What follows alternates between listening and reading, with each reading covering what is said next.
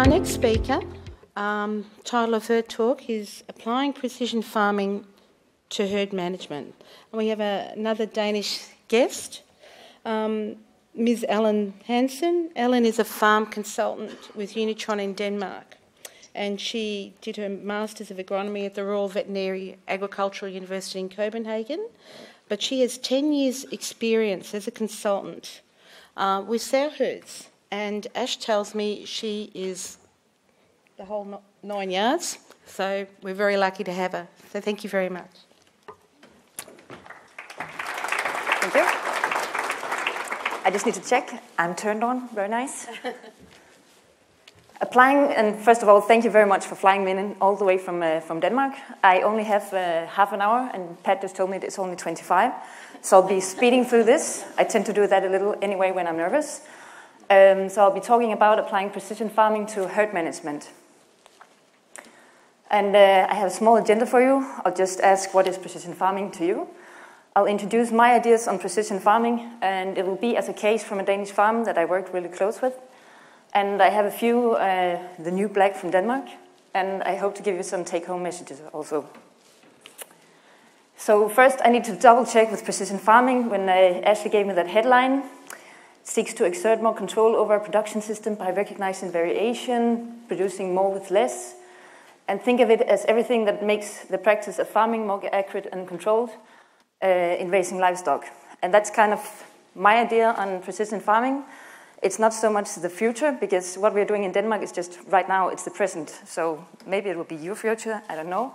But this is my thoughts on precision farming. And I think it's really easy, and who doesn't want to do that? Work smarter, not harder. But I also want to take in the idea about livestock. It's about biology. So sometimes biology is excused to actually reach your goals, because you cannot really control biology. But luckily, biology is normally considered with a normal distribution. And that's how I think in my management also. So I want to apply extra management to the 5 or 10% of what is actually destroying my average or my normal distribution, because then I put some extra effort and extra management to where I can really move something. And also, I want a low tolerance in the goals I want to achieve. I want 90% to be as I actually planned, because the rest is not, that's what we can actually do with biology. So it's not really an excuse that we're working with biology. We can still do a lot of controlled achievement in our goals. So again, it's future farming, but it's also all about people, in my opinion. It's also about your mindsets, where you actually want to go. It's something about, are you going to go with flow, see what tomorrow brings? I see a lot of farmers like that. They like that tomorrow is different, that it's new. I like to create the flow. I want to know the production. I want to know what's going on 4 months from now. Maybe it's just me. Maybe I'm just a control freak. But when I step inside a farm, I get a little delusional. This is kind of my universe. It's kind of, I'm predicting the future. I know exactly what's going to happen because I decided 4 months ago. Maybe I'm just delusional, but I don't know. So I don't believe in tactics. I believe in strategies. I don't believe in just jumping because you need to jump. I want you to have the strategy, so decide how high you actually want to jump. Then it's easy to jump in the right height. If we talk big data also, we can talk about that. We collect a lot of data. I use a lot of data also inside my farms. But in general, I like to think of what is an observation worth if it's not followed up by a reaction. So we can collect a lot of data, but if you're not applying any reaction to that, then my observations are nothing worth. And I actually, instead of considering big data and everything, if I could just get the workers to do that on a daily basis, to use the observations and make reactions, then don't make it the future. It's just right here and right now. So the case is a farm that I work really close with almost 2,000 sows and a weaner unit up to 70,000 piglets per year.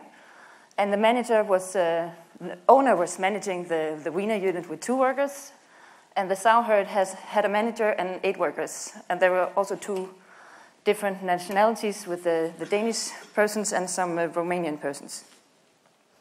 And I was being the manager for a year, and the first 4 months I got to know the farm really well. I was there for 4 days per week. Then they kind of also knew me and trusted me a little more in what direction I wanted them to go in. But for the last 8 months, from January till August, I was only there 1 or 3 times per week. It was, most of the times it was 1 or 2 days per week. So this is an outline. I'll go straight to one of my issues with the flow. This is an outline of the farm. Can I actually point? Yeah. There's a guild unit, there's a service unit, and instead of learning Romanian, the Danish word for what do we call the service unit is a løbeafdeling. Then on this farm it was actually disco. I really like that. It was actually saying that on the door, disco, where boy meets girl. Everyone knows what's going on in here. Then they had a gestation unit and a newer gestation unit also. Oh, a little fast. And the rest of them are farrowing sections. So the farrowing sections were numbered from 1 up to 11. And there were really big differences in how many crates there were in the sections. And I really liked the farmer because he did have a clear strategy. He wanted 4 weeks of weaning, but washing the sections between every weaning was really high priority to him. And he had 527 farrowing crates. And then in my head, it's really simple. If I have an expectation of 4 weeks of weaning, then I do expect to have 5 teams in my farrowing unit at the same time. That means I need to use 105 crates per week in a weekly rotation. Maybe you're better at math than I am, but see if you can match some of these numbers, 60, 56, 20, 24. It doesn't really add up to 105 in my head. So that was really causing the manager a great frustration because the clear strategy didn't match what she was supposed to do in her everyday work. So it was actually only causing problems. If I took a look at their fertility chart, I wanted to see how does it match, what are they actually doing. Here you can see the weeks, sows, mated and gilts, and the total number of services. And for me, there was a lack of strategy, too much variation in the goals. So 1 week, maybe they had 70 in total serviced, and 1 other week it would be 129. And there was a big variation over 2 weeks, and they kind of accepted that. If they just hit the goal within 2 weeks, then they were happy. And then they would manage it from that. I won't go into all the numbers, but it can be an inspiration, and if you have access to the PowerPoint later, I'm not sure how you'll do that. But in general, they were hitting 97 services per week and 111 weanings per week. I would have liked that it was 105, then it would make sense, it would fit into to the strategy. So my first idea was that they really needed to have weekly goals and achieve their goals by 1 week at a time, not over 14 days. And to solve the issue with the flow, he needed more crates in my head. So he actually built some more crates and put in 37 extra. Then we had a rotation of 113 per week. That would actually match the 111 weanings they were doing anyway. But then when you do some changes, you also need to make sure how we do it in the easiest possible way. So we would still go by the numbers so that the staff, it would still be easy for them to go from 4 till 11. But then we changed the system a little so that instead of going from 0 to 3, they needed to go from 3 to 0. And this is why we needed to do that, to make it 113 per week. Then I would match 2 sections up to 112. The next 2 sections up to 116. Then I would have a larger team of 120, but it would be compensated the next week by a smaller unit of only 103. And we also had the issue that these sections were kind of older, so it was really important to actually wash them together because the mice were kind of running through. So if we didn't do it at the same time, they would just run in where we wouldn't be washing. So they needed to be together. And then we needed the flow to go this way. So then we would have one last week where the sections wouldn't be lying next to each other, but this was the way we achieved the right flow with 113 per week. And then still going, so when they came inside the door here, they would go either one way or the other way. The staff could really appreciate that.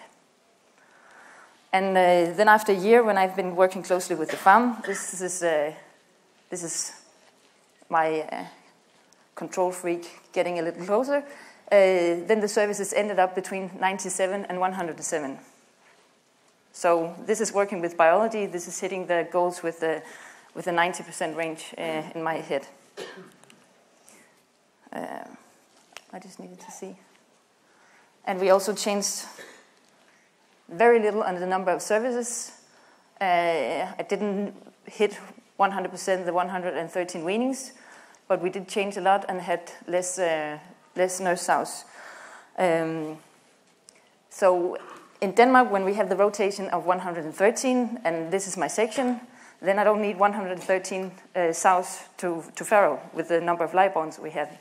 I expect only 86 farrowings because the rest of the empty crates will be filled out with nurse sows. So that's how we hit the rotation with 113. This farm was also a part of a SEGES project. That was the Danish research institute where Vivi also was working.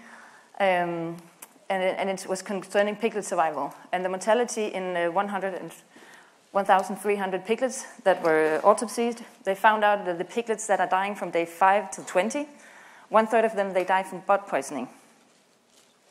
To me, that would be THPS. It's a kind of syndrome. For the veterinarians, it's not really a syndrome. It's the whole piglet syndrome. So that means it's actually foul management. It's what we do when we handle the piglets. It can come from tail docking, teeth grinding, and in general, all injections and holes that we are creating in the piglets. So we are causing some of the mortality. And the farm took in this message, and in general, they give us oral medication for sick piglets instead of injections. So that means the medicine is given by drench in the mouth instead of by injectors and syringes. And they also have an air pressure processing for the castration routine. I hope the video will work.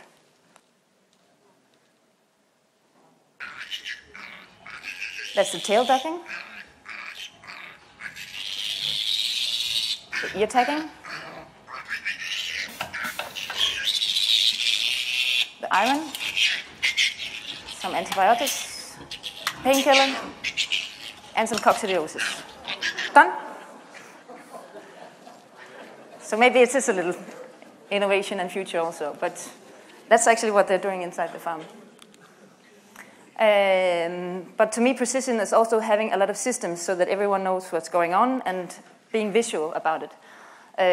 So what I want to say about these 3 pictures, the first here, it's a gilt, because there's only one line written. She actually gave birth to 23 piglets.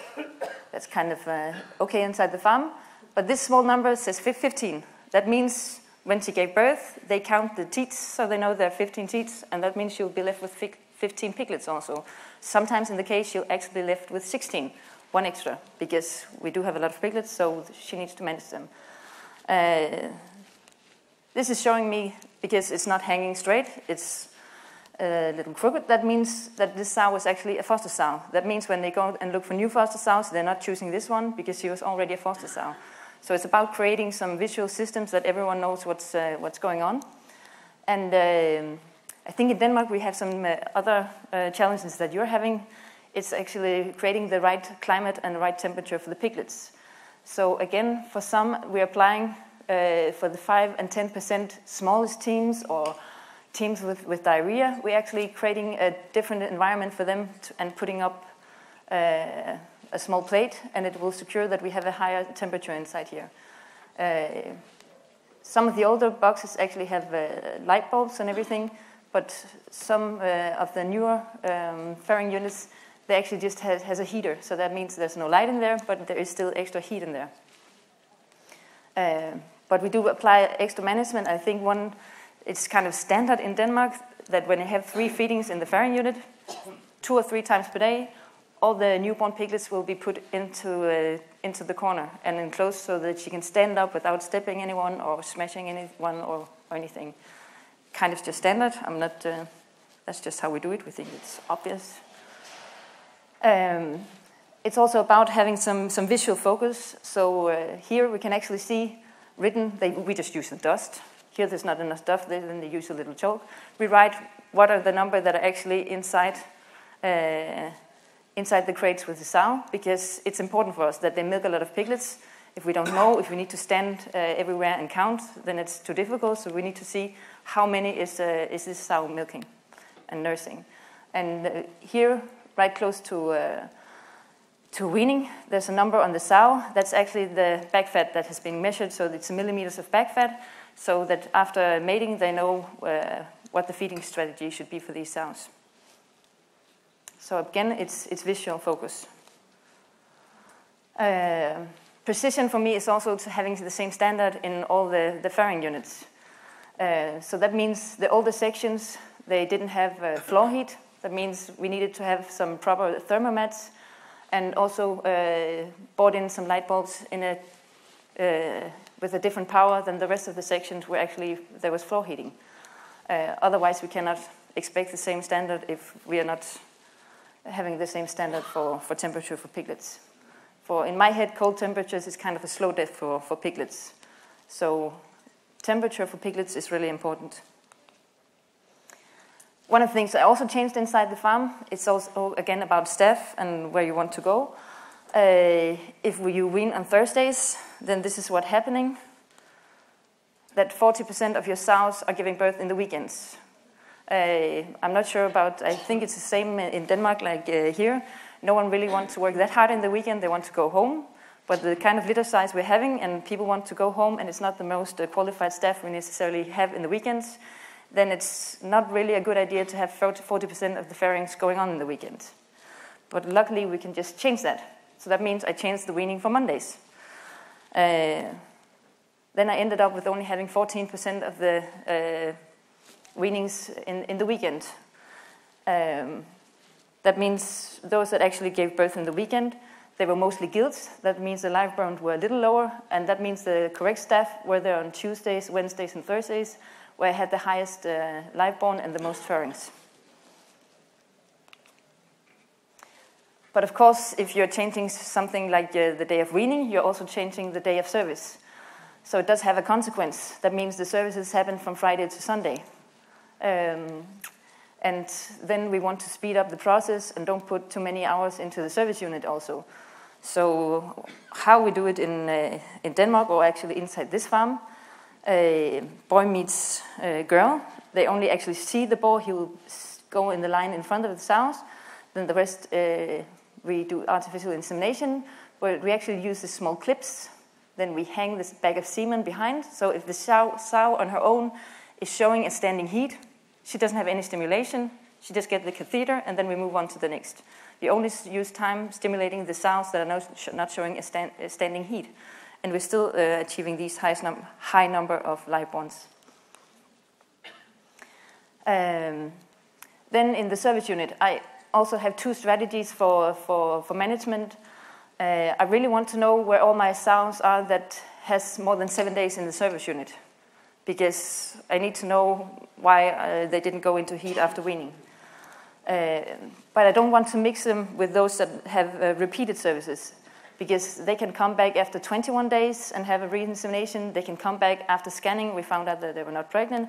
They can have abortions, and it does happen a few times that they come back from the farrowing section because they were actually empty and didn't have any piglets.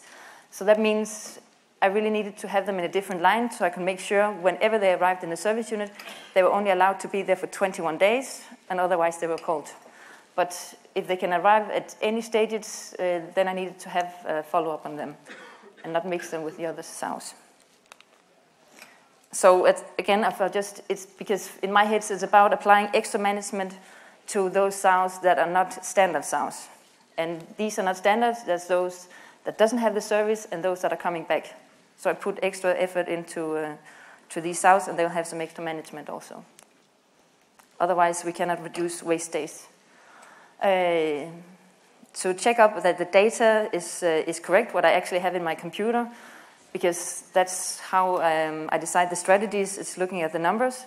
Then I really need to make sure that the sows in the computer are physically the sows inside the farm. So that means I pull some lists so I can actually go and see if the computer is saying I have these 10 sows in the service unit after 7 days. I go and double check, I take the list, I give it to a staff member and say, check that it's actually these sows that are standing there, because I need our data to be correct. And the same will be all those sows that are not in the regular teams, those that end up in hospital pens, those that go back to disco, those that end up in mixed group after being in a hospital pen. I need to make sure that these 5% of the sows that are irregular, I need to know where they're exactly at. So then we come in for the vaccination point. I could give him a post-it every single week and say, you have these 5 sows, 2 of them in the hospital pens and 2 of them in a mixed group, to make sure that we apply the vaccinations correctly for all. So that means that the regular teams, we just we have very little management with, but the extra management is applied to those sows that are irregular and not following the teams. This is how the gestation unit was looking, also with the transponder feeding. It's a kind of dark, this picture, but some very good hospital pens also with the straw bedding. And one of the transponder and gestation unit was actually with open sides, and also some straw in the corridor. And the corridor was actually used, like Vivi talked about, to mix a group and make sure that they finish the fighting on the straw before they actually go into to the concrete floor inside the gestation stall. So we've let them finish fighting on the bedded straw instead. 5 minutes left. And precision for me is also knowing and involving everyone. So it's about being clear in your communication. And when I wasn't present at the farm all days, I needed to make sure that the staff knew what was my plan, what did I want to happen. And I couldn't do that without a whiteboard meeting. So this was kind of my week planner. There'll be, everyone's name was up here. There was a part what's going on in this week, this day, who's off. When you have 8 or 10 staff members, that means there needs to be almost one on holiday every single week. So we need to know who's taking over the jobs from this person. And if I'm only there one day, I need to be really clear. What do I think is going on, so they can kind of meet my expectations. But that's also when I can tell them, what do I expect from you this week? But I couldn't do it without a whiteboard meeting like this, where we're really clear in the communication is what is going on. And again, for me, focus needs to be visual. So most of you have a plan, but maybe it's inside your heads. If you're farmers, you have enough of things in your head, everything you can get out of your head, the more open it is and everyone knows, then they'll be more individual and more independent of you. And farmers in Denmark, they don't just sit down and take the data and every 3 months, and then they cross their fingers, let's see if we hit 40. No, they will know if they hit 40 pigs per year, because they have been checking up every single week. So it's kind of no magic if they hit the higher numbers. They know it every single week, that will be their numbers after 3 months. And then they benchmark. This is the newest data I just got from 100 farmers. They have the data, they send it in, they share the data, so they can know how high are we this week. So this one is just from April and the first quarter of this year. And this line is showing you the average of these 100 or 120 farms. That will be the average line, and this will be your top 10. And one line down here is represented by just one farmer. So that will be his numbers. And I won't go into all the details or all the numbers. But it's just for inspiration that the average is actually doing 34.7 and the top 10 is 39. Actually weaning 17.1 per liter. I'm not necessarily always impressed of their weights, because they get a little too greedy. I would still be lucky or happy to wean 17, but I would much rather have them than more than 6 kilos than actually some of them accepting piglets at 5.3. They're causing a lot of problems in their weaner units. So the new black, if we need to talk about what are the newest tools, it's dealing with these low weaning weights and young piglets in our weaner units. We're causing problems in our weaner units. So that means if we could actually have half a kilo more in weaning weight, that will create 1.5 kilo extra at our normal 30 kilos. So it's really important that the weaning weight is high if we also want high efficiency in our weaner unit. And we also have problems with anemic piglets that they have a lower efficiency in the weaner unit. And SEGES said from Danbred's point of view that they could just have milk supply, then we'll save most of our issues. But SEGES are also testing what's the right economy. And to balance the cost of the milk isn't cheap if they have full access to it all the time. That's what they're doing when they're investing in milk cups. That means they need to have 650 extra gram of weaning weight and also a lower piglet mortality to just balance the cost of applying all this milk. So it's not cheap to just put in the milk.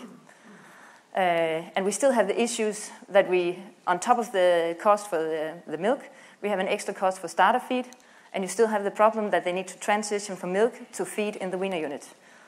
And the company I'm working for, we are actually presenting an alternative. It will be a unifeeder that trains the piglet with feed and feed and iron from day 2 to 9, and then continues on a feed, starter feed until weaning in this machine. And we do achieve some expected weight gains on 500 gram and also a higher weaning per sow. And I have a small video to get in the corner to cooperate.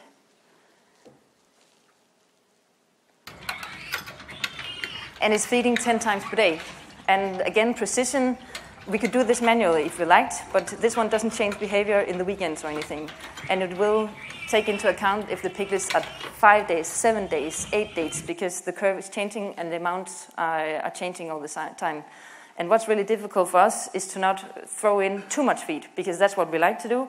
But if we overfeed, then we don't use the piglet's curiosity or that they want to explore. No, and we'll do next. So I hope that some of the take-home messages for me should be don't wait for the flow, create the flow, stick to your strategies. If you apply management, consider biology. You can take charge of a biology into a certain degree. You don't necessarily need to wean like you always do. You can change it. You need to see what is the right days to have the staff doing the routines. Considering making less holes in piglets in general. Train and supply piglets from day 2 if you want them to have a feed intake and better weaner units.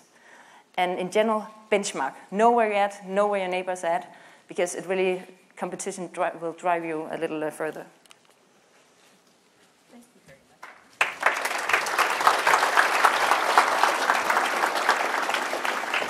Thank you very much for such an excellent presentation, Alan. We know the Danes are very good at producing lots of pigs, and now we know why they're very good at keeping lots of pigs on the ground.